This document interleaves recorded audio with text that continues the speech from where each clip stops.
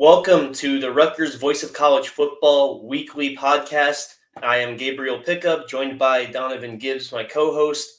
Adam, unfortunately, cannot make it this week, and he will be back with us next week. So if you like the show, make sure you hit the like button and definitely subscribe. It helps us out a lot. And a lot. I'm sure a lot means something too. And, we're going to be talking about the Rutgers-Iowa game once again, and then we're going to be talking about Rutgers at Minnesota on Saturday. And that's going to be a fun game. It's going to be Athan's return game back to Minnesota. But before we get into that, what did you think, Donovan, about the Rutgers-Iowa game? What are some sort of things that you took away from it on both sides of the football? For a game that has Greg Schiano and a I know where you're going defense with of culture led by Kirk Ferentz in Iowa, I didn't expect it to be 21-21 at the end of the first half. I'm just going to keep it. I'm going to be honest as that. The defenses did start to wake up in the second half. It felt more of a slower paced game until the fourth quarter started coming around and points started to fly back and forth. There was a 9-play, 75-yard drive by Rutgers, and that was responded by a field goal drive by Iowa. Then the Iowa's defense was able to get an interception and then be able to just old school Iowa wing tee their way down the field and basically put the final blow on this game. I was very just enamored by how many people were out Friday night in Piscataway. It was a it. It was a ruckus record. It crowd, was apparently and it went. I will say it went from being one of the toughest places to play to just a complete pin drop 4 seconds into the game. Yeah. I never. Look, this was my first time hearing about Wetjen. Wagen. I'm hoping I'm saying his name right. I think it's Wagen, yeah. Wagen has been on a tear for the first 4 weeks of the season, to be completely honest. I saw that he had a punt return the week before, a kick return the week before that, and then starts off this game with a kick return touchdown. And I'm going to eat some crow on this because I did not expect Rutgers, especially their special teams unit, to lose the fight against Iowa. Yeah. I came in on Monday last week saying that was a place on the field that I thought Rutgers had the advantage of on Iowa, because we saw Rutgers having honestly the most blocked return. Most blocked punts so far this season, and we just saw this unit be completely revamped, and especially with the way Jai Patel has been playing as well. Up to this Iowa game, he had the most consecutive field goals made in Rutgers history with 18. Yeah. I was done once again when he had I think a 35-yarder on the left hash.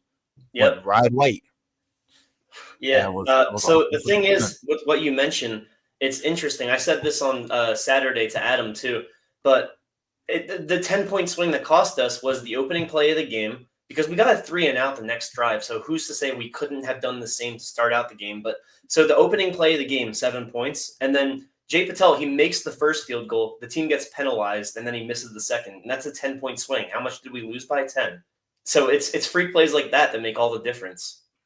I feel like the 10-point swing, in my personal opinion, is turning a 28-24 lead that you had with 9 minutes left in the fourth into getting outscored 14-zip at the end of by the end of the fourth. And it's just one thing that's reared its ugly head earlier in the season against Ohio was Rutgers being in situations where they had the lead, but teams they weren't able to really put the game away. They were able to against Ohio off of a game-winning field goal, but that game for the most part shouldn't have even gotten close the way that Rutgers was playing to start off the game from the first to the third quarter.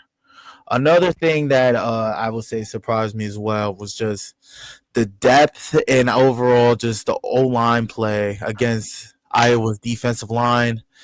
I will say Iowa's defensive line stepped up majorly in the fourth quarter. That was the most I've seen Athan be pressured so far this season, and just in regards to not being able to make the throws right away, not being able to be comfortable looking through his reads in the pocket. That was the first amount of pressure that I've seen Athan throughout these first 4 games deal with. He wasn't really facing that as much against Ohio, but I will also say as well that Rutgers' offense, I will say the passing offense was there. We saw how fast flowing this rushing attack can be as well in the first quarter, whether it's Athan being able to get 2 touchdowns on the ground, uh, Antoine Raymond being able to take the lead back on a 2-yard rush as well, Yeah. having 2 TDs on the night. But Iowa's running game from 10 minutes left in the fourth, it completely reminded me of the overtime sequence of Georgia against Tennessee. Yeah. Oh man, that was Everybody in the stadium, everybody watching the games, everybody listening to the games through the radio knew Iowa was running the ball. yeah.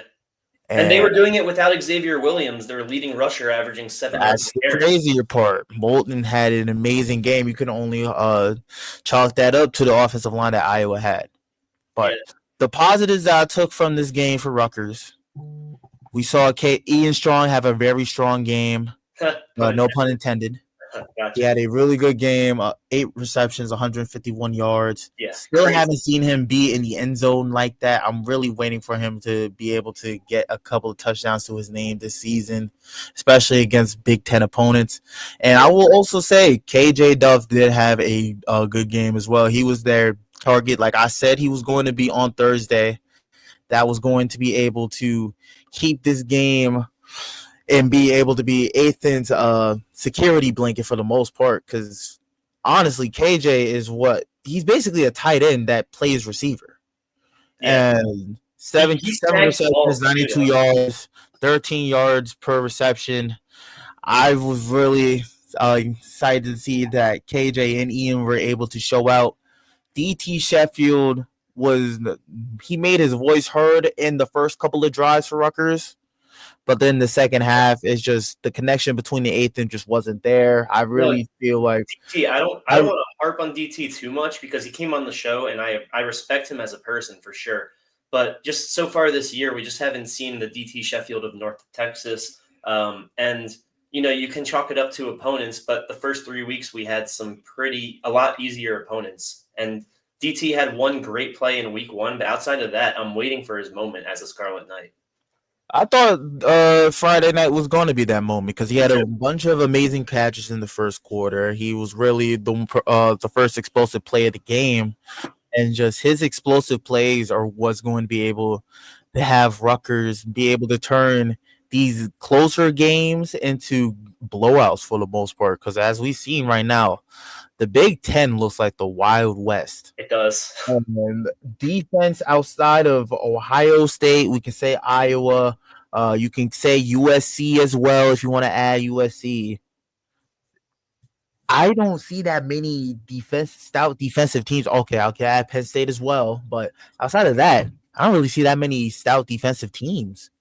Yeah. It really looks like the Wild West. There's a lot of high-scoring affairs so far throughout the year. And I'm honestly excited to see if Rutgers is able to respond because these are the type of losses that you don't want to let them beat you twice. I'm happy we're not in a situation where Rutgers had the lead so late into the game, and it felt like this game was in their taking.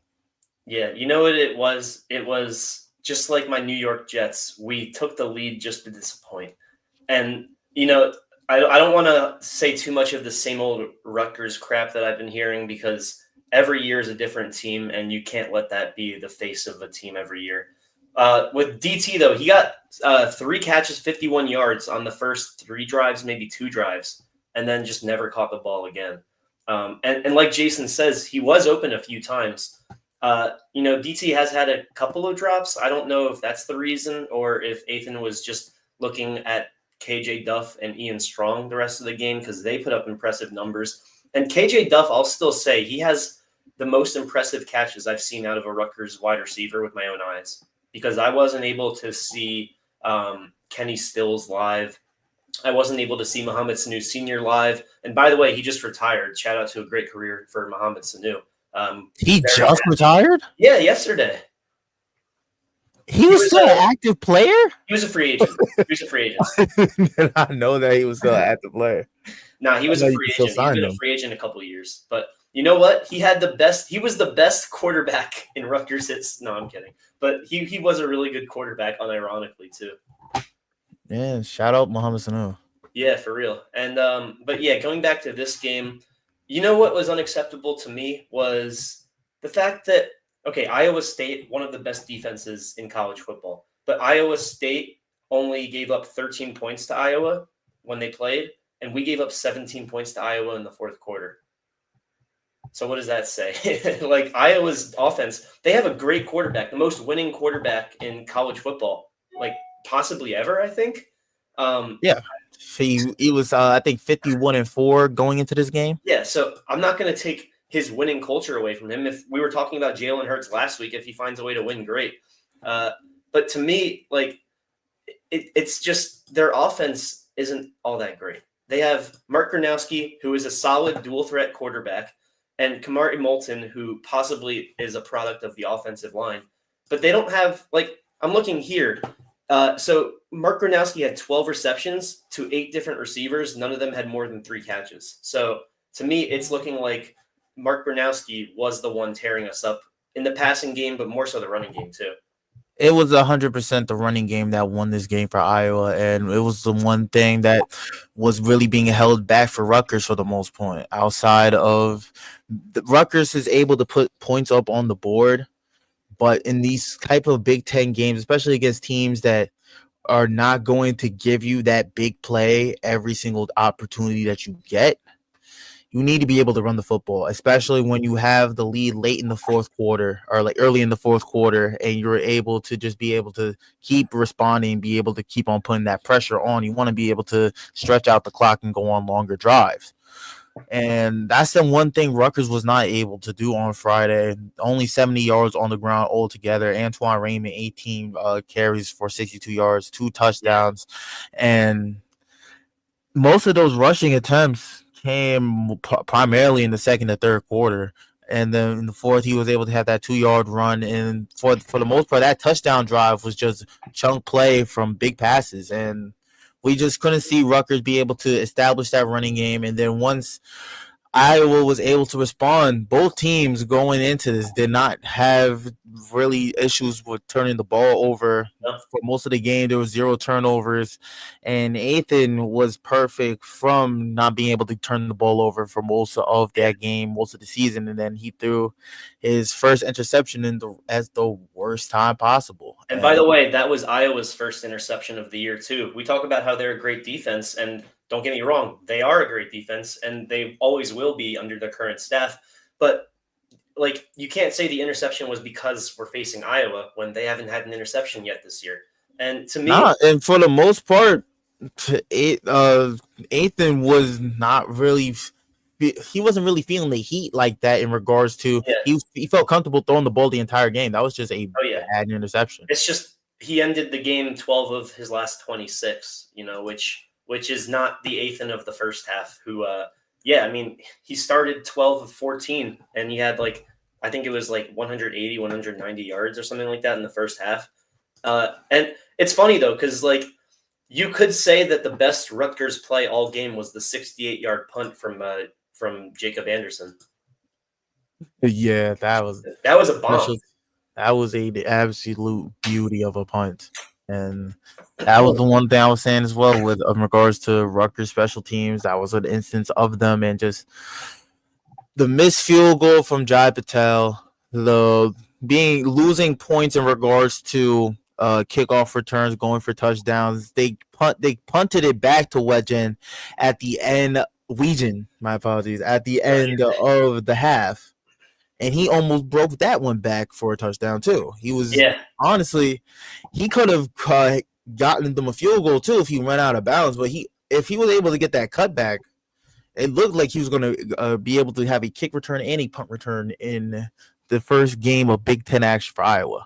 All right, But hear me out on this, because you play college football, so you can shut it down if you want to. But if there's a second left on the clock, 2, 3, or 4 seconds left on the clock, so the Hail Mary is a very low success rate. To me, if I'm a team, I'm not squibbing a kick with 4 seconds left. I'm kicking it straight out of bounds. I'm saying out of bounds. Go to the 40. Go to the 40. You know, you're not going to get that 60-yard Hail Mary out on us 99 out of 100 times. You have a better chance of returning the ball for a touchdown, especially if you're Iowa. Yeah, in just regards to the difference, I will say is because if you're able to kick it out of bounds and you have the opportunity to set up your defense. Yeah. In regards to those special teams plays, all it really takes is just one block and possibly is something impactful that's able to knock 2 defenders out or be able to block the gap of 2 defenders.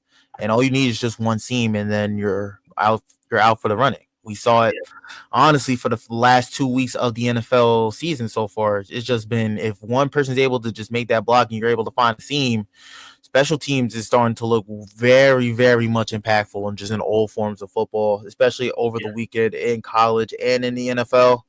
Mm-hmm. So special teams won us the game against Ohio, and it very much could have lost us the game against Iowa. Yeah. It's crazy. There was some takeaways. I did. The pass rush is starting to get there a little bit.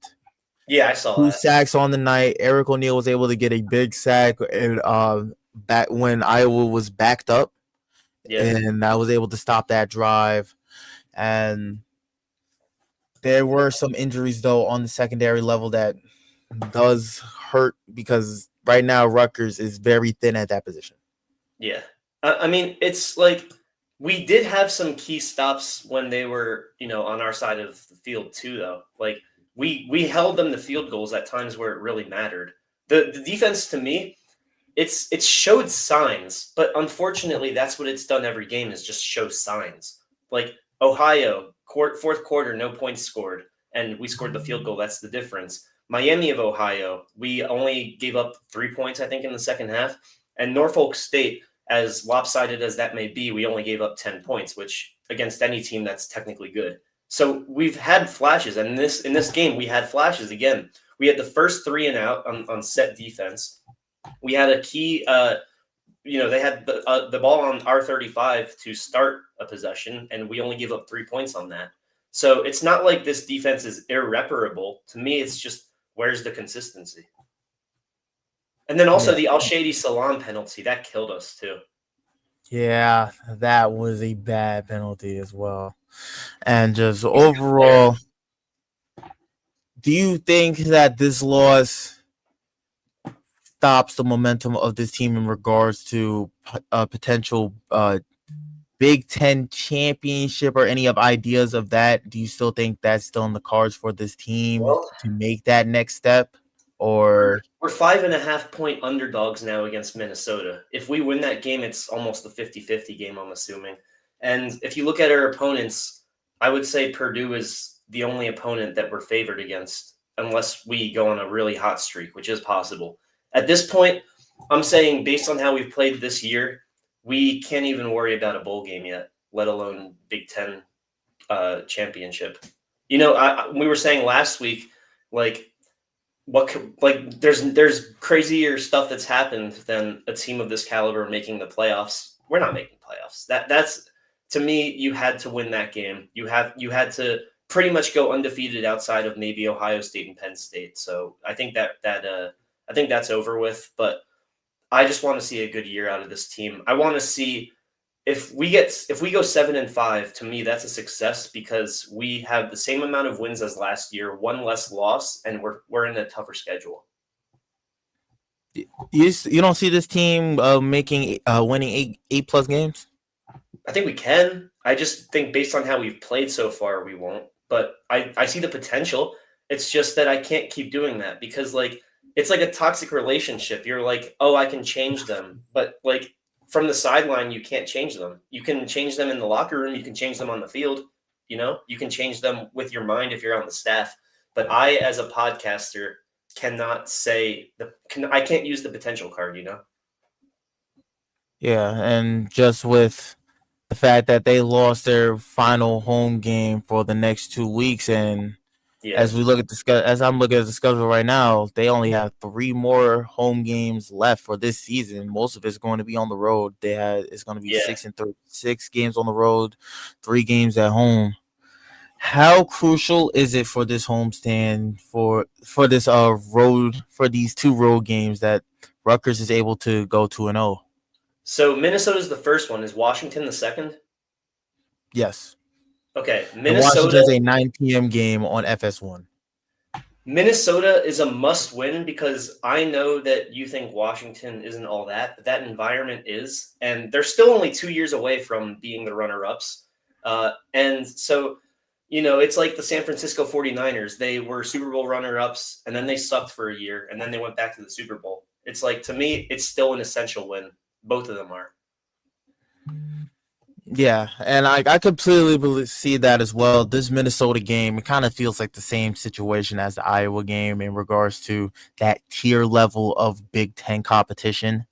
where you can honestly say 7-5 average, 9-3 on a really good year. Those teams are Iowa, Minnesota, Illinois, and you couldn't say Washington, but like this year, I do see a lot of prowess out of Demon Williams Jr.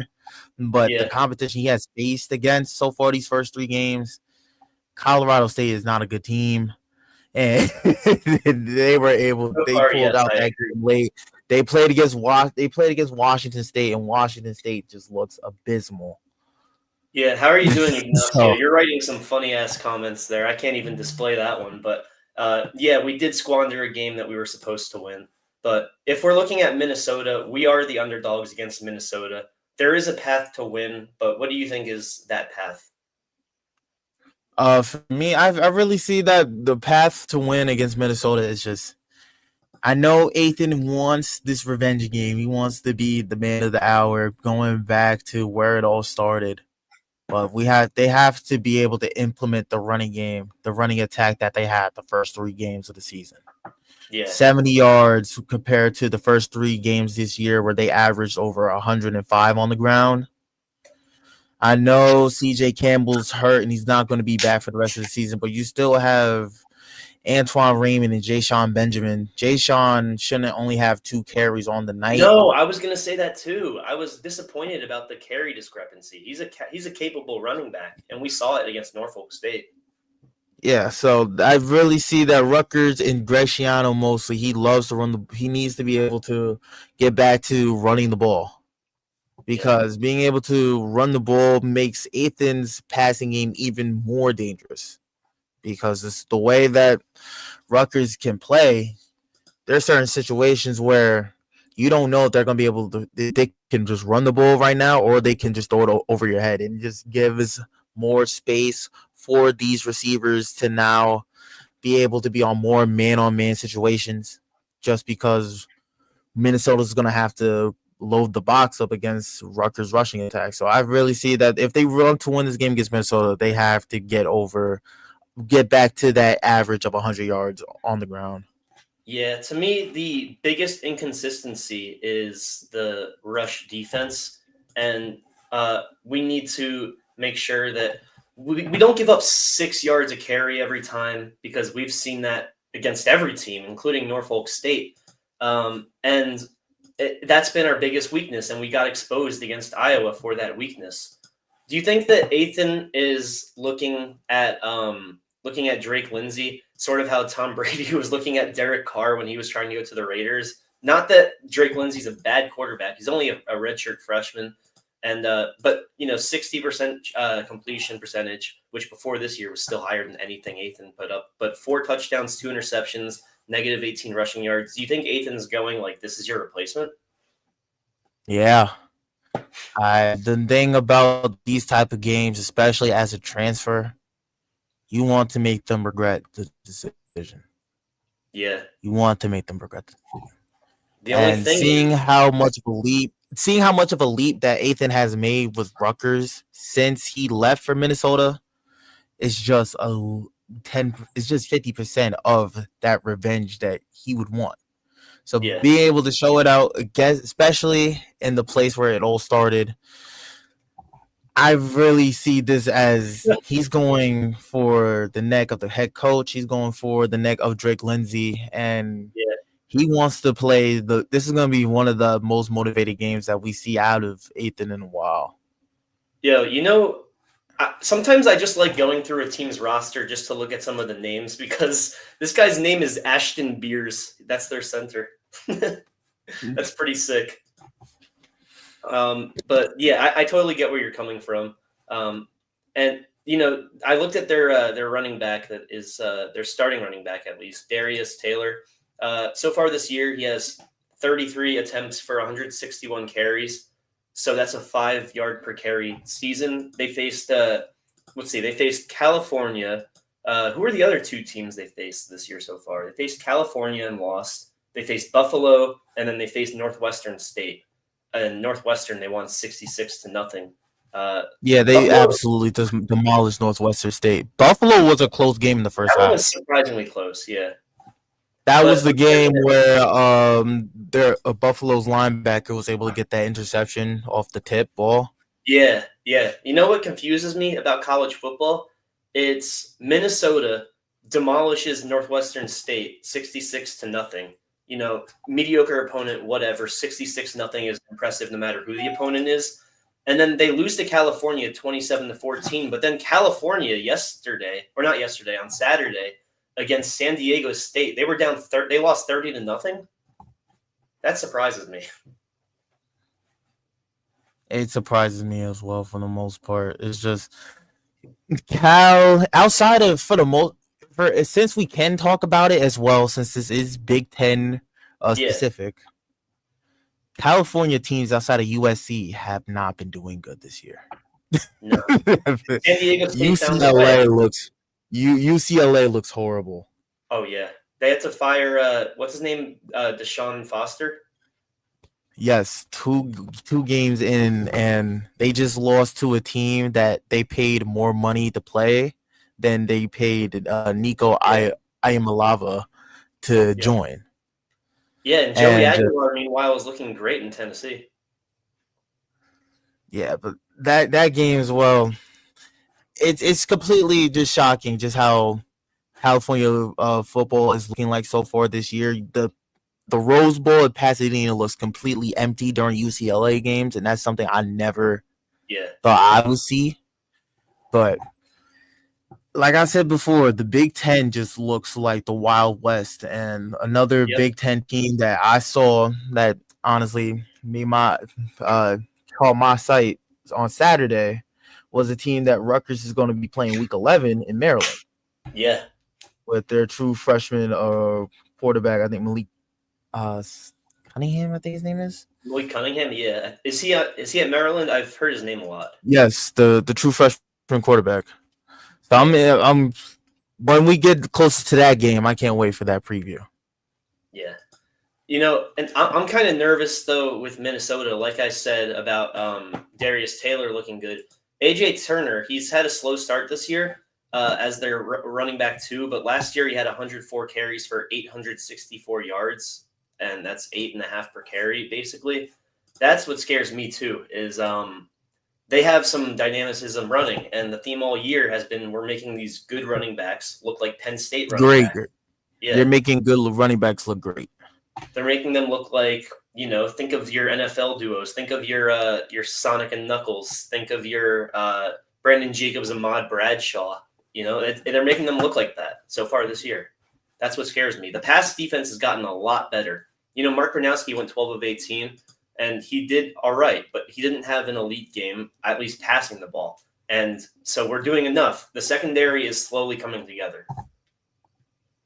The one matchup that entices me, like you said, the rush defense against Taylor, the running back from Minnesota. I'm excited to see the matchup on the inside between interior defensive lineman Anthony Smith and Gus Linkus. That Yeah. matchup is really going to show if Rutgers is going to be able to move the ball, because Anthony Smith has been one of the bright spots for this Minnesota defense this year. Watching him against Buffalo, I was able to tune into that game week 1. He showed a lot of prowess, and so far this year, 7 total tackles, 3 sacks on the year, and he's gotten a sack in every game for the most part. And I'm looking to see if Gus is able to stop that streak. And I just know tomorrow, once they start getting into breaking down their opponent in Minnesota this week, because typically that's more of a Tuesday thing for a lot of college teams, I know Gus is going to have that matchup between Anthony Smith, and Anthony Smith is going to come into that same meeting tomorrow as well and have that matchup of Gus Linkus. And we're going to see who's going to be more prepared for each other on Saturday. And I really see that whoever wins that matchup is going to most likely win the game for their team. Another thing I'm looking at, and this is probably one of my last things before we have Austin join, is if Athan is throwing the ball in the second half, and it's a close game, we can't get any pass deflections, because last week the discrepancy was 8-1 in terms of pass deflections. And, we were throwing the ball and they were batting it down more times than we were actually getting the ball through, at least in the second half of play. So to me, Minnesota has been a fine defensive team so far. The most they gave up was 27 to Cal. They only gave up 10 points combined before that. But you know what I actually am kind of hoping for? I'm kind of hoping that Minnesota is not even preparing for us. They're preparing for Ohio State on October 4th, because that is clearly the bigger matchup for them. They're going to try to see if they can keep it competitive. You know what, Minnesota, you guys have Ohio State October 4th. Just worry about them, all right?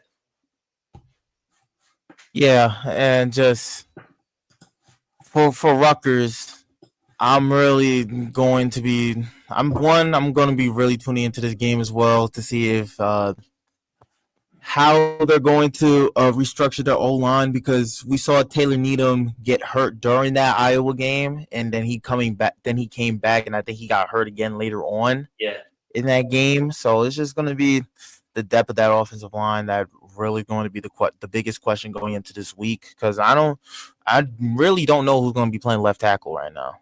Oh, and for this Rutgers team. Also, CJ Campbell being out for the year, that sucks, huh? A big, major injury loss, because CJ looked like he was going to take the reins with him and Antoine Raymond for this year, because he looked impressive in the first 2 weeks. Mm-hmm. Very impressive, especially against Ohio. He looked like he could not get tackled unless they put 5 people on him. Yeah, just because Antoine. And that's the type of running back that you need for success in the Big Ten, especially later on in the season. Yeah, because he was playing more power back, which I was surprised about, because CJ Campbell was getting all the catches at FAU, and he came over here and he was kind of being our power back so far. And I was telling Adam, because I think it was against Miami of Ohio, he kind of had a pedestrian game, and I was like, did you look at how he was getting the ball? He had to RB dive every time. There's only so many yards you can get out of that. Yeah, and just I really just want to see if Jay-Sean Benjamin is going to be able to make up for those lost carries that we're going to go to CJ Campbell. Yeah. I mean, I want to see Shiano at least give him a chance, Has to. And do you have a score prediction for Minnesota?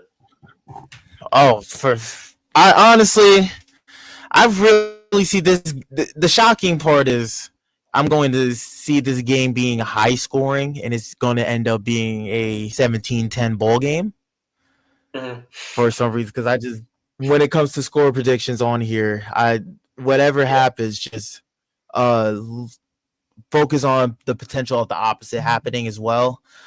I really do see this as a high scoring affair, and just I see Athan not slowing up in the second half this time around, especially since I feel like a broken record with this, being able to play against his former team. And I just really see with Minnesota, their biggest issue has been their passing defense. We were able to see that as well against Buffalo week 1, and against Cal. Cal was able to throw the ball on them as well. They were, especially in the first half. I feel like the receiving core that Rutgers has is going to be the more advantageous side of the ball against Minnesota. That I can really see Athan possibly having another 300-yard game, 350 plus, I'll say, and winning this for the Scarlet Knights. I would say, honestly, 38-21. 38-21. Okay. And that's eighth in top 10 in passing yards, Callie McManus, by the way, having those Yeah, 300-yard games. better than DJ Lagway, like Oh, yeah, Jay predicted. yeah, man. I was getting crucified on Twitter for that, but it's all good. I had my revenge, and as a Rutgers fan, that was my natty, so I'll take it. I'm gonna say, I was actually somewhat close last week. I think I said 30-27 Rutgers. I'm saying 31-26, but I think Minnesota takes this one because based on how we played against Iowa, and Jason, you are right. We do have to beat Minnesota to be in contention for a bowl game, in my opinion, because we're not going undefeated after that when 3 of the matchups are against arguably top 10 teams in football. I'm saying 31-26 Minnesota. I really hope I'm wrong, but we have depth, but the more we get injured, the less depth we do have. And with that being said, Mr. Austin Williams, how do you do? Oh, pretty good, fellas. Donovan, Gabe, and Adam, wherever he's at in the world. We can't forget Adam, our fellow Scarlet Knight. How we doing tonight, fellas? After that loss? Yes, sir. I'm doing all right, hanging in there. I'm doing all right. Out of the way now. I will say that the NFL slate of games did not look as good as the college football slate of games this week. Outside of the Rams game, that the Chargers Broncos game. Jets Bucks was pretty good. Jets Bucks surprised me as well. I did not expect the Jets to even come back in that game, and I'm one of the many people that have Garrett Wilson on their bench for fantasy. Oh Lord, yeah. I'll say this: the Niners Cardinals. That was a fun game. The Cardinals, I picked them to win the NFC West, so I took a hit there. But you win some, you lose some. Speaking of that, Nick Bosa out for the season. Yeah, tore his ACL again. That's a big lose some. You can't blame turf anymore. Can't blame turf. Just right now, all the undefeated teams, they outside of Buffalo, they all don't look as intimidating. No, but the Eagles are kind of doing what the Chiefs were doing last year so far, which is finding BS ways to win. And I like the Eagles, so I'll take that. As long as they're like Jalen Hurts says, still won the game. Yeah. The Packers winning Browns though was kind of crazy. I'll say this: Philly Tampa next week, this upcoming weekend. Woo, that's going to be appointment television. That's going to be an amazing game. And for those like I am who are heavily on the Baker for MVP bandwagon currently, first 3 games in, because Baker's been playing out of his mind. Yeah, if this is the game right now that, let's say, the Bucks win and Baker has another 275-yard passing game on 75% completion percentage. Yeah. There's going to be a conversation to be had. The past 2 times that the Eagles went down to Tampa Bay didn't end up so well. It was the Buccaneers eliminated them 32-9, and then last year they won 33-16, and that was really the Eagles' only blowout loss. And what I will say is this, though, fellas, to kind of bring it back to Rutgers. Sure. I mean, it was a tough loss Friday night. But like I said in our preview, these are games Iowa wins. They're gritty, they're built for it, and they just know how to win it. Kirk Ferentz. You were right. And here's the thing: I'm not rubbing it in because here's the thing. I think we all knew in the back of our mind, the Rutgers is going to win these type games. Rutgers bound to win these games. Like I said, they win 7-8 games every year, and it's games that you think on paper they shouldn't win. But they do. It's what Kirk Ferentz does. It's what he's built his DNA off of. And if Rutgers beats Indiana this weekend, people might be shocked. I won't, because he wins those games. Rutgers is Minnesota. Minnesota. I mean, Also, I do have a question for you though. What is it, Donovan? What is it, buddy? Were you surprised by how high scoring this Iowa Rutgers game was, especially in the first half? Yes, I was. Here's the thing. For everyone that says Iowa has not gotten to the 21st century, that could be put to bed after that game, because normally the first, if you get to 24 points on Iowa, you could kiss them winning that game goodbye. But here's the thing: if Iowa could score 38 consistently and they could keep getting help from their defense, Iowa might be a dark horse to win the Big Ten. I'm telling you, I know their defense ain't been what it has been, but if we could get 85, 90% of what they used to be to go along with a competent offense, I think they can make some noise in the Big Ten, in my opinion. Two things to say after that. The first one is I might be the only person in the world that was not surprised about the score being high, because I just thought that it was Rutgers football all year. That's Rutgers football. It's basically the polar opposite of everything we have been. We're very pass dependent, and we're very good at passing the ball, and we score a lot of touchdowns, and then our defense looks lackluster. And that's how the game went, and that's how I saw it going. I saw it being, everyone thinks every week, oh yeah, Iowa, they play to their own pace. But that game was our pace, which is why it's even more upsetting that we lost, is because we lost on our own pace.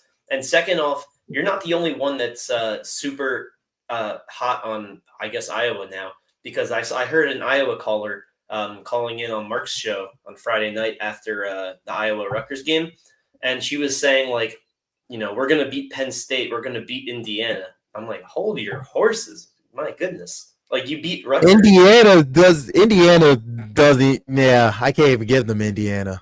After seeing what they did against Illinois, I can't give them Indiana. Like, you still lost to Iowa State. It was still a 50-50 game for most of the game with Rutgers. And Rutgers coming into the year was ranked like 60th. Here's the thing. The reason why I think a lot of people are confident that Iowa could beat Indiana is because it's on the road. And Indiana has not played a competent Big Ten team on the road that they've won yet. Because the last team they played was Ohio State, and they got trounced. So a lot of people look at that and say, well, Iowa's pretty competent. So if they could go to Hawkeye City, where, let's be honest, it's a hard home field advantage. Like, the Hawkeyes are going to be loud, they're going to be proud, and their fans love Iowa football. I'm kind of interested to see. Yeah, and like they have that confidence knowing that they can be in these type of games against top 15 teams or top 20 teams. But people talk about how Indiana has a cupcake schedule, but they just gave the number 11 ranked Illinois a ass whooping. They were I thought they were number 9 ranked. Yeah, you know what they were? They were ranked 11 coming into the year, I think. And here's the thing. I don't want to sound like a Debbie Downer here, fellas, but was that really Indiana being that good, or was Illinois worse than we thought? We talked about that, actually, right before the show started. Like, I don't want to be the Debbie Downer, but I'm just sitting here thinking, I'm like, was that Indiana being good, or was that Illinois showing who they truly are? I don't think Illinois was ever a top 10 talent, if I'm being honest. And I know hindsight is 20/20, but I have been saying that all year. Yeah, like, I thought that this team was going to show a lot of promise. I will say that they did.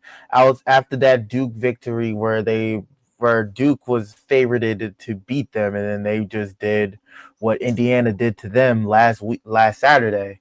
I was thinking that this game was going to be at least close. I didn't expect it to be a blowout. If Illinois lost and it was a close game, then I would have been like, okay, the better team won. But I just didn't expect it to just be. I mean, I like Luke Altmaier. Luke Altmaier is a very good quarterback, and he and Fernando Mendoza are very similar, actually, even though Fernando Mendoza really went lights out on Illinois. To me, that's who Luke Altmaier's collegiate ceiling is, in my opinion, is Fernando Mendoza, who is probably the Heisman favorite so far. And what I will say with this is I left that Indiana game with more questions than I did answers. if I'm being honest with y'all. Because I left that game thinking, okay, Illinois, Indiana are kind of the same team. They're kind of on the same level. Now, if Indiana goes and beats Penn State or beats Oregon or does this to an Iowa team that is historically known to be to have a really, really good top end defense, okay, I may start to believe just a little bit more. But if until they prove it against an actual contender, then I will start to believe it. I need to see just a little more. Well, I don't think Or am I being Indiana too really plays critical? like that this year. Let me see. I know Illinois plays They play Oregon actually. USC. They play USC next week, which Yes. I'm going to have to tune into as well, just to see if USC Okay, is actually that'll be a good legit. And test. just, I know the best game next week is going to be Oregon, Penn State, because Penn State has not faced a challenge so far this year. This is going to be their first challenge, and like every single time I know we go into the Big Ten, seeing that the top three teams is typically Ohio State, Penn State, and a mix up between some years being Michigan, and now with the addition of Oregon, you can really say that Oregon's that third spot team. But this game against Oregon for Penn State is really going to show if this team is actually that legit threat out of the Big Ten, because the only one I've seen so far coming into the year has been Oregon and Ohio State, especially just after they were able to beat Texas with the defense that they have, and then Oregon just has been blowing out everybody. Yeah, I don't think that Drew Aller is the reason why Penn State would be a threat. I think it's their running back tandem. It's Katron Allen. It's Katron Allen and then Nick Singleton, I think, too, right? Yes. It's literally the dynamic duo of those two. Yeah, that is the best running back duo in college football in quite some time, in my opinion. Yes. Like, you want to talk about being versatile and playing Penn State, Andy Kolenicki, the offensive coordinator. I will not be surprised if he doesn't find himself a coaching job next year. There's going to be a team that coaching in the NFL, honestly. Like, to me, this team that they have, and, you know, like, like Drew Aller's a fine quarterback, don't get me wrong. But to me, like, they're almost similar to the Panthers running back duo of Stewart and D'Angelo Williams. That's kind of what I see out of them. Mm-hmm. There was an argument you could have made last year with both of them having 1,000 yards. There could have been an argument saying that it was 1A, 1B with Ohio State last year with Quishon Juggins and Travion Henderson. So it's now that those two are both in the NFL, it really just looks like they're the best duo in the entire country. And Pitt Snipe Husker, what I'm about to say is coming out of my mouth and my words only, but Virginia is not covering 6.5 against Florida State. Just saying. Anyways, I will say that if it's a USC Lincoln Riley team, a lot of points will always be scored. So I can really understand. That's the play for me, though, is Florida State and Virginia. It's a 6.5 point spread. I'm like, that's insane. Let me ask you guys this, because I do want to talk about Rutgers, Minnesota. But legitimately, right now, since this is a Big Ten team, legitimately, how many teams do you think could win the national championship out of this conference? 3? Out of this conference? Oh, Ohio State, Oregon. Ohio State. I'll say Ohio State, Oregon. I don't see Penn State just due to how James Franklin has been in the playoffs. Like, to me, they have a chance in the way that, honestly, so far, I don't think Michigan does have a chance. USC has a chance. USC does, yes. Based on how they played so far, I'm happy we're not. USC does have a chance. So I'll say 4. Not. Does Indiana? I see Indiana winning a playoff game this year. Like, I see them being that 9 seed playing up against the number 12 and winning that game, but I don't see them winning a semifinal game. And to be honest, I really see them taking that next step, but Iowa did. I don't see Iowa in this conversation. They're going to be a 3-loss team. I guess honestly, it sounds like we're pretty much in consensus besides Penn State. So, let's see the ones we agree on: Ohio State, Oregon, USC, and then that's a 50-50 for Penn I State. would say 50-50 Penn State. I don't see them winning a national championship, but I see them being in the college football playoffs. So, They like, were if you're damn going to, close last year. if the question was who makes the college football playoffs, I see Penn State. Yeah. But I mean, if I we're going think here's playoffs, the throw in Franklin Michigan. has a history of coaching, especially in those big moments that I can't. I just don't see them winning. Sooner or later, James Franklin blowing a lead in the clutch is going to happen. Oh, Yeah. I was just talking about because I saw the spread there. I was just throwing in my 2 cents on the spread. If we expand it to playoffs, you gotta throw in Michigan and Indiana, and even Illinois after that loss. Honestly, and I may say something You that's still see a controversial. path for Illinois after that loss to Indiana. I mean, there's still a path, and there's a path for Iowa too, just for the playoffs, not to do anything in it.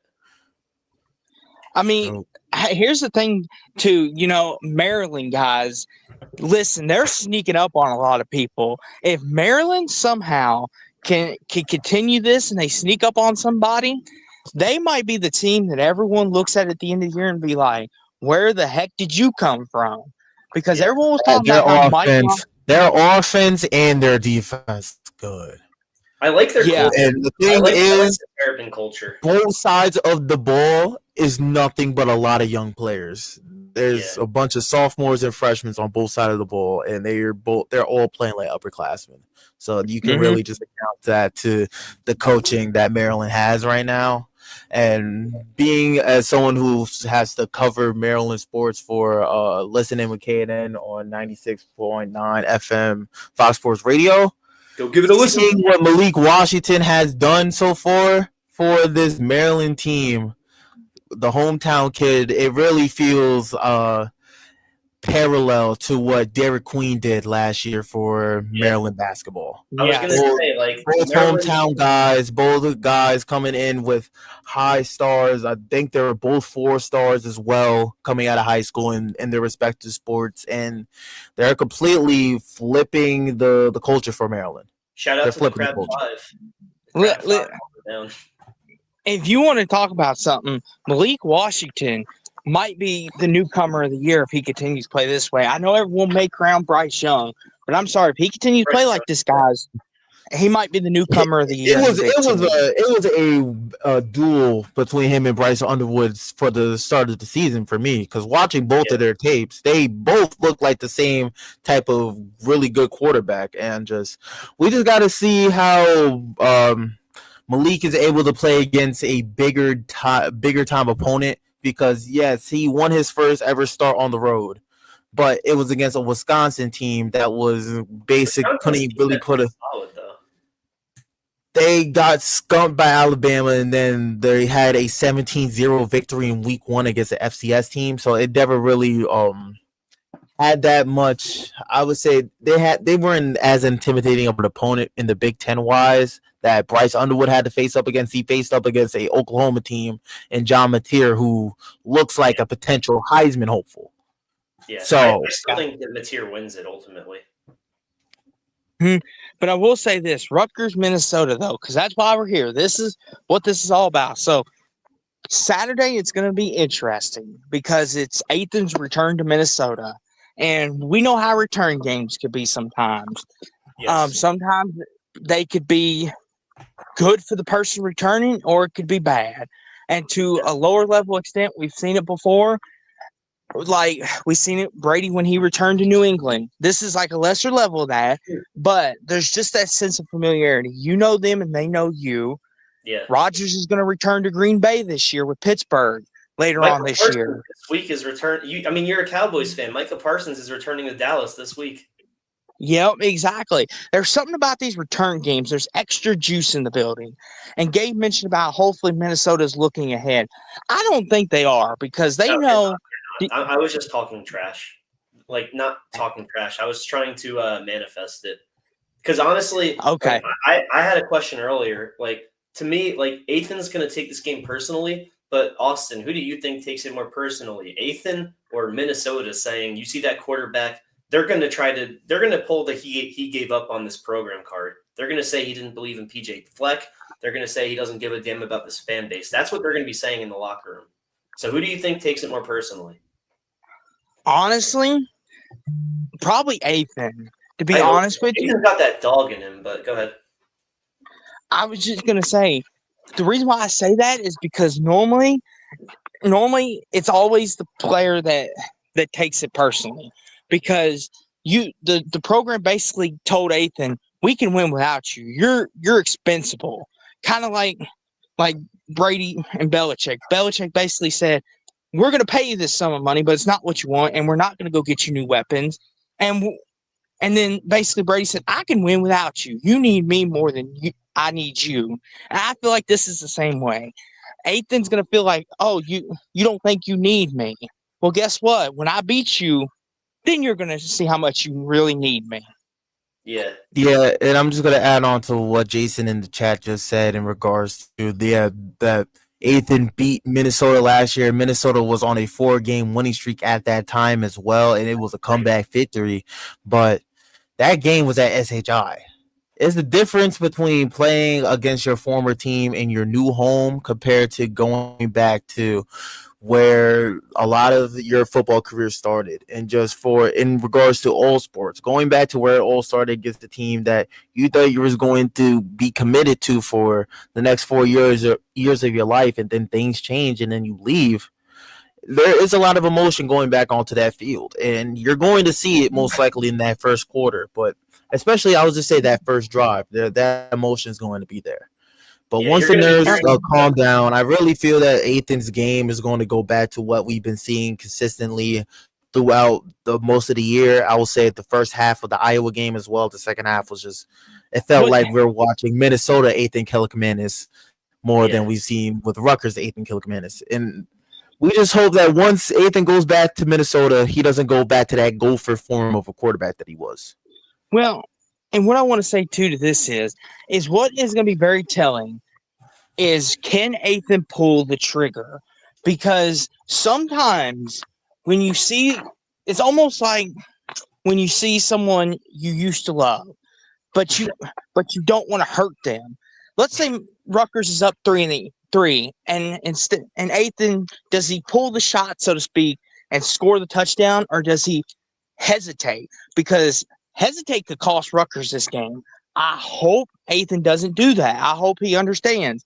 Well, let's win this He's game throwing and then let lights the out. emotions out at the end. He's been But do you throwing think he lights might out. hesitate?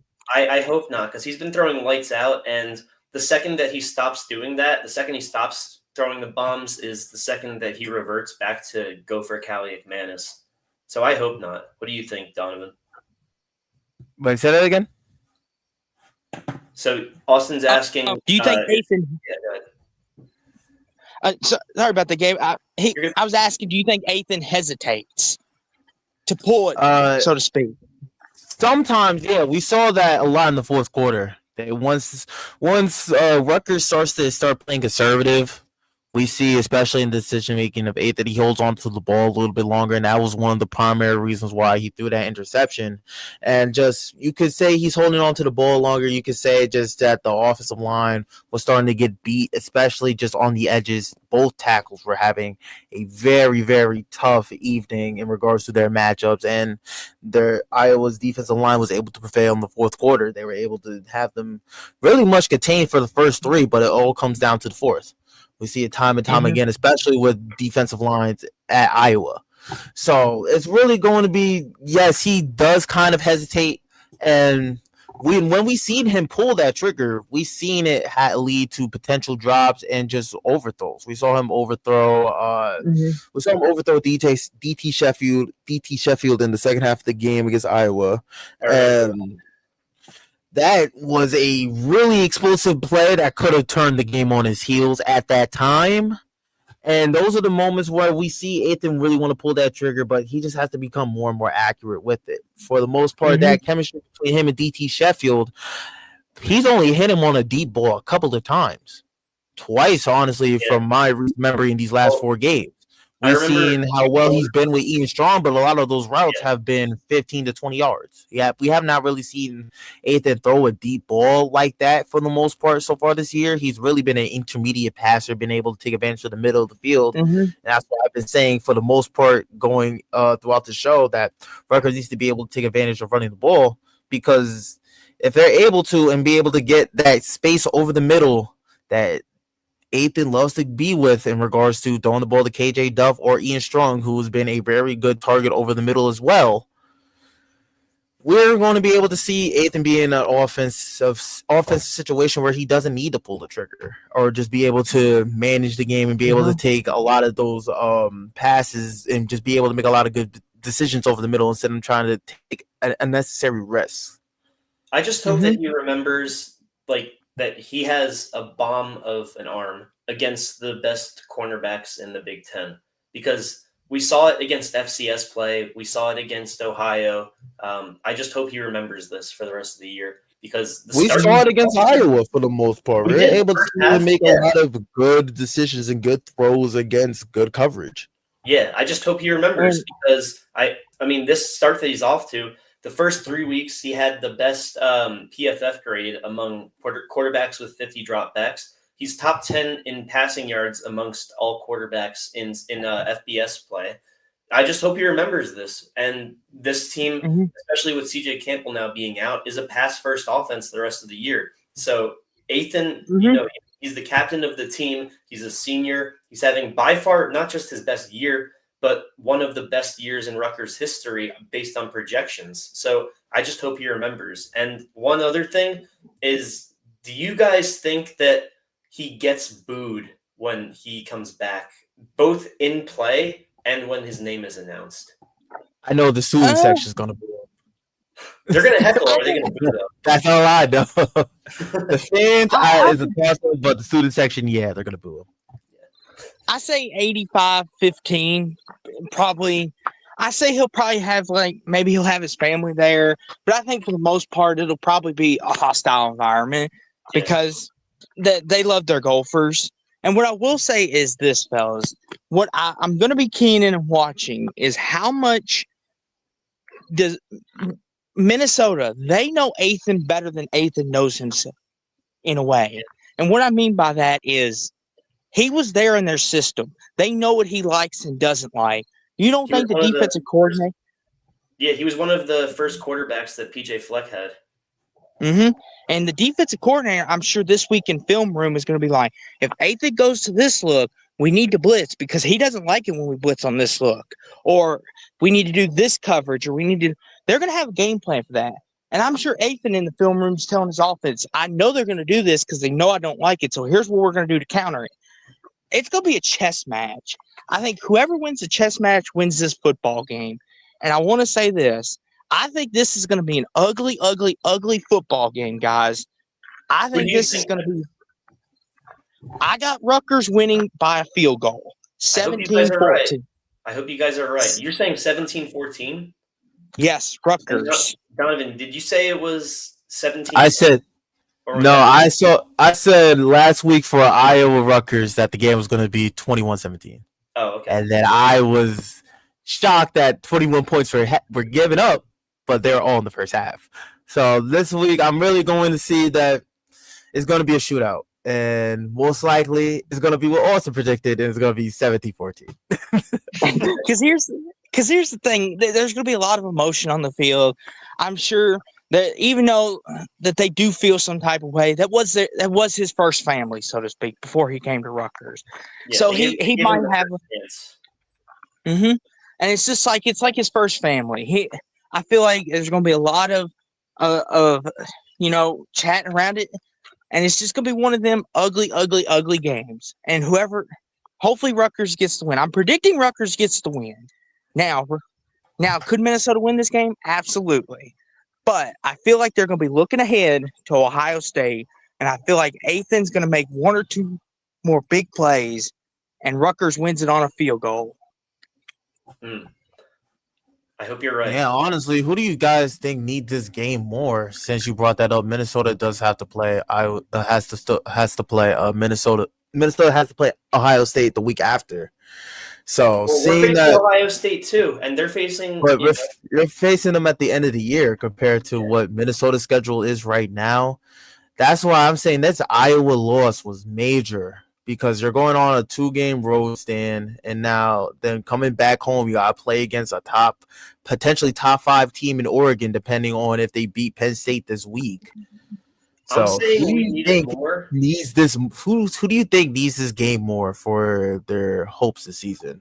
I'm Rutgers saying we need it more only because of the end of the schedule. 2 of the 3 being Penn State and Ohio State. We're going to have that looming all year. So we need to take care of every 40 to 60% game that we can win. Like, I think that's why. I think that's why we need it more, because like Minnesota, if they beat us, or if they lose to Ohio State in week 6 after losing to Cali, they're pretty much out for any hopes they have later on. So I think we need it more because we have something looming at the end of the year that every week we're going to be reminded we still have to face these guys. Hey, I got 2 different answers to this. On a personal level, Athan needs this more because he's not going to get the chance unless, God forbid, he gets injured. He won't ever get the chance to play in Minnesota Stadium again. He won't get a chance to go back there unless they meet the playoffs somehow, which I highly doubt it. So personally, I think Athan needs this more. But just as a collective group, I think Rutgers needs it because Minnesota's schedule is still very manageable. Now, that Cal loss does hurt them, but like you said, Gabe, they've got Penn State, they've got Oregon, they've got Maryland, who now looks a little bit more scary. Purdue is somewhat improved. They're not terrible anymore, but they're also not great. And Purdue has been known to spoil some seasons, as we all know. So I feel like this is Rutgers. They need it. They got to have it. Whereas Minnesota, they can afford to take a loss because they've got some manageable games on the back half of their schedule. They got more of an easier path than Rutgers does. Yeah, for sure. All right. Anything else you got? I want to hear you. What's the story on your dog, man? Shout out your dog. Oh, so this is Bear the Beagle. He recently passed away, of course. He was 15 years old. Live the long life. Yeah. Yeah. He was a good dog. Obviously beagles are good for hunting too. Even though I don't go hunting, but yeah.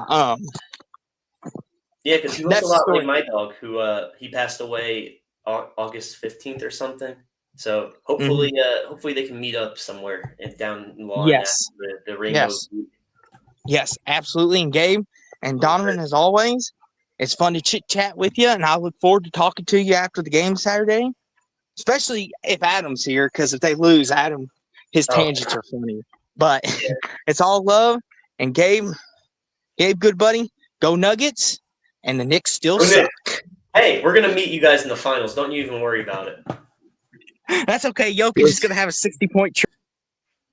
They think the Nuggets are gonna make the finals. Oh God. 60 point. He's gonna have a 60-point triple-double and lose just like he did against the Wizards.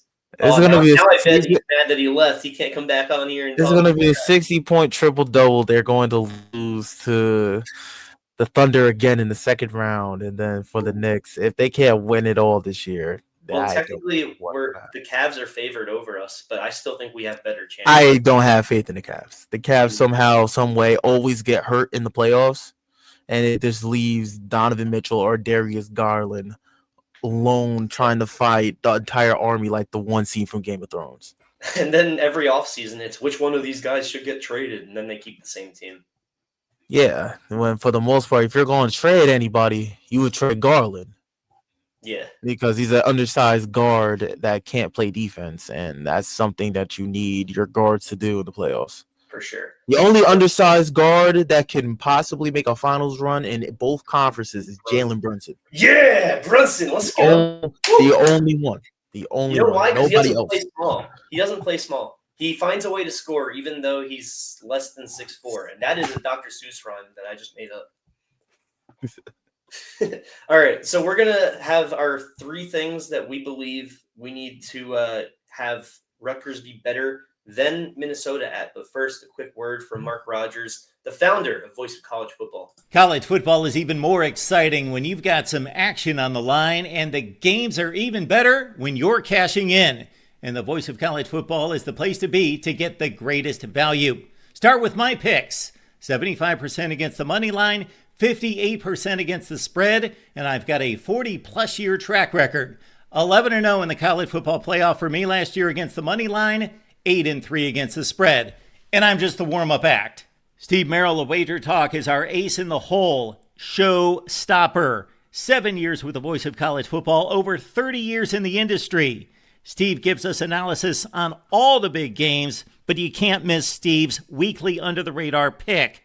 28-12 against the spread the last 3 years. You also get picks from some of our top analysts here at the Voice of College Football, including Corey Bratta, Matt Zemek, and Steve Dace. Check out those numbers. Become a YouTube or Patreon member for just $99 per month. Go to the main channel on YouTube, click join, and then select the betting tier. Do the same thing on Patreon. Make 2025 a winner now. Yeah, make it a winner now, which we need to do more than Rutgers, according to Jason, and I couldn't agree more. So with that being said, Donovan, I know this is impromptu, so to say, but what 3 things can you think of that we need to do better than Rutgers, or better than Minnesota on Saturday? On Saturday, I will say the number one thing is they got to be able to run the ball better than Minnesota. Most likely, they got to get back into that 100-yard, 115-yard per game plateau that they've been at for the last couple of weeks going into that game. My apologies. They were averaging still 141 yards per game. They need to get back to that, even with the injury of C.J. Campbell. We've seen what Deshaun Benjamin is able to do, as well as Antoine Wayman. They should be able to split the carries still and still have that 2 running back system. The second thing I will say is, like you talked about earlier in the show, the rushing defense that's going to become major. And that was mainly the primary thing that prevented Rutgers from holding on to that lead late in the game against Iowa. In the last 10 minutes of the game, Iowa's game plan was just dominate on the ground. And that's what they did, especially on the drive after the Athan Kalkamanis interception when they were, I think they were at the 30. And it was just run play after run play after run play. We saw this Rutgers defense just have their will broken. And that's something that they can't have happen again, because seeing that on film, you already know that Minnesota's game plan going into this game is that if they're able to get it close in the fourth, all they got to do is just break their will and just be able to attack on the ground. And then number 3, they got to win the special teams battle. That was the first game this year that I saw them lose the special teams battle. Weegan be able to have a kick return touchdown to start the game. Missed field goals by Jay Patel. Another almost potential punt return for a touchdown by Weegan at the end of the first half. Yeah. If they're able to get back to what we saw against Ohio, against Norfolk State, against Miami of Ohio, and just being able to be dominant in the kicking game, whether it's blocking punts, returning kicks, or blocking field goals. We've seen a lot of blocked field goals in college football and in the NFL so far this year, so it's happening at a very alarming rate. I said it before the show, I'm going to say it again. Special teams matters, especially in conference play. 100%. And if they're able to take advantage of the special team unit that they have right now against this Minnesota team, especially on the road, being able to have those playmakers on that unit is enough to change the momentum of a game, especially on the road. So, yeah, my 3 things is being able to run the ball, being able to stop the run, and also I will add 1 4th thing, be able to finish in the second half. Yes. We saw them go. We saw Rutgers be flat in the second half against Ohio. They were still able to beat Ohio off the leg of Jay Patel. But to be honest, that game shouldn't have been close to begin with. No. And we saw Rutgers have a 4-point lead with 10 minutes left in the 10 minutes left in the game, and then they lost. They got outscored 14-0. Yeah. So they need to be able to finish games, because these are the type of games that if you're able to finish strong, it gives you a lot of confidence going on to the rest of the year. So those are my 4 things: stopping the run, being able to run the ball, control the kicking game, and finish in the second half. Yeah, I mean, like, one little thing is, how Ohio played against Ohio State gave me a little more closure, I guess, about week 1. But my 3 things are, 1, like you mentioned, the run defense. As I said, every single game so far, our run defense has not been even half to up to expectations, and it's still early in the year. But 4 games in, I don't want to overreact too much, but is Rob Smith looking at a demotion because he's our main play caller defensively? Is it going to be on Shiano moving forward if we have another bad outing? That's my first thing. Is like it's the run defense. It's something needs to change because like if the players don't make changes, then suddenly it falls on the staff. That's my number one thing. And that's a bold claim too. So I'm not saying that out of any foundation. I'm just theorizing what could happen because we've seen some impatient programs so far this year. But number 2 is, like you said, the special teams. I won't get too much into that. I'll just add that Rutgers since 2022 has the most blocked punts, and it's possibly the reason why we've had 2 straight winning records. And it's definitely the reason why we won week 1 because of the blocked punt and the fact that we were able to kick the game-winning field goal. And number 3, and this is nitpicky, but when you start facing Big Ten competition, you have to be nitpicky.